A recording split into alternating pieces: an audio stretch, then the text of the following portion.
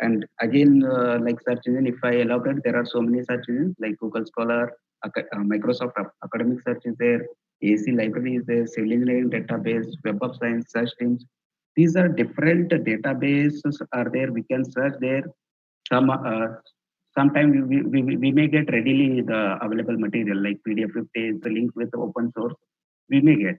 Otherwise, we can always get it will direct it to relevant website or journal.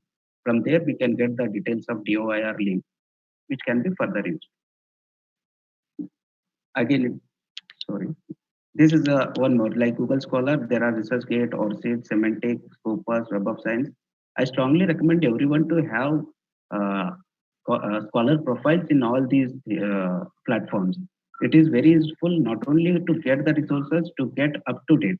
Whenever we are doing research, we need to have idea about up to date research, fast as well as up to date research. If we have these kind of profiles where researchers will update their research, up to date research, and also you can keep alerts. It is very easy to keep alerts in terms of topic, author, or anything. So that whenever something published related to that keyword, you will get email alert saying that so and so material has been published so and so by so and so author. So that easily you can refer that and you will get to know what has been done in this field. And also these ideas will help you to showcase your research so that it will reach to wider audience, so that your research will not go waste, it will be referred by others. Like we are going to refer others paper as a literature reference, similar way when you publish your material, other researchers will refer your papers for their reference.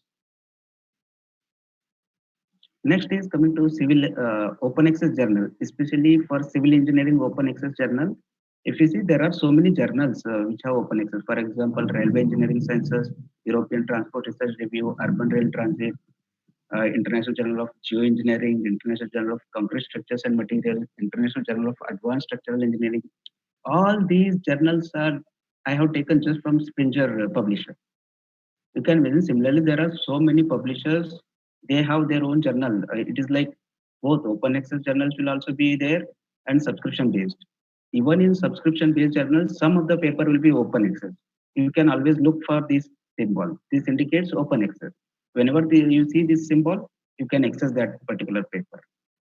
See, these are some of the list. It is not complete. You may explore even more. There are so many journals which are open access.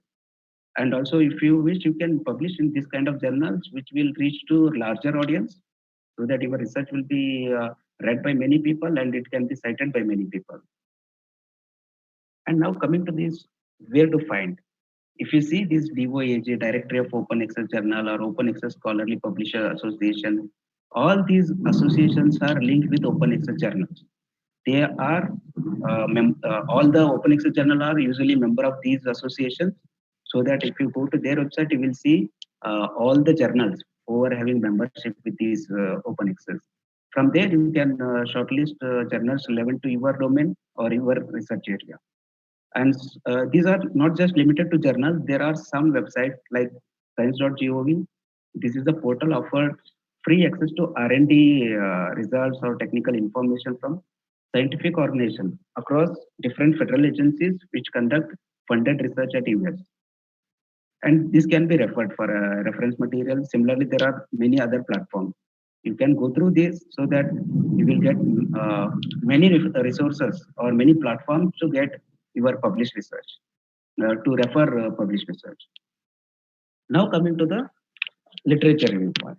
Once we gather all the material required for our research through various platforms or resources which I discussed just now, now the next question is we have collected, but how to do a research in a efficient, how to do literature review in a efficient way. It is very important. For example, when we start with papers, reading papers, usually tendencies we may prepare a table where we can list number of paper number, author detail, journal detail, title of the paper, various parameters, and so on. It is good. This is a systematic way, but it is okay up to very limited number of papers. When number of papers increases, as your research progresses, you may have to refer more and more papers. Roughly when you cross 20, 30 papers, it will be very difficult to manage research articles. and categorizing documents will be difficult. And if you want to refer back something which you might be read earlier and you remembering the thing, but you want to refer back, but trust me, it will be very difficult to find that same paper or same content of that paper. So that is the reason there, to overcome all these issues.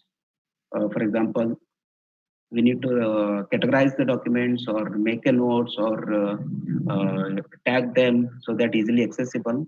Uh, for that purpose, there are some tools or online platforms available like Mendeley, Jotiro, EndNote, and there might be any other tools as well. These are the some of the very well-known tools.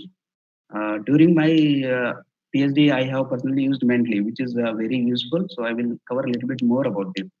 And these tools are not limited to only categorizing your research articles. These will also help in reference manager, which will be helpful in later stage of your report writing or research article writing.